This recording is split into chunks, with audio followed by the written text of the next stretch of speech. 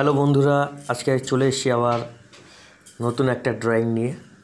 নতুন বলবো না, এইটা বসন্তকালের সকলেরই প্রিয় খেলা, ভালো লাগে।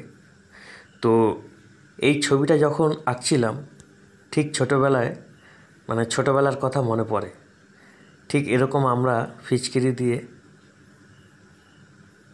রং মাখাতাম, একে তাড়া করে ওর গায়ে দিতাম।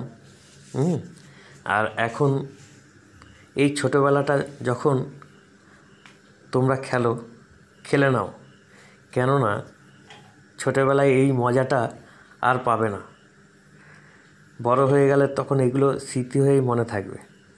এই জন্য বলছি, খুব সাবধানে রং খেলো যেন কারো চোখে মুখে না যায়।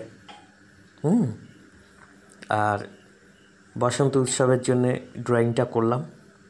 কেমন হয়েছে বন্ধুরা একটু জানাবে, এবং ভালো লাগলে অবশ্যই একটু লাইক শেয়ার অবশ্যই করবে।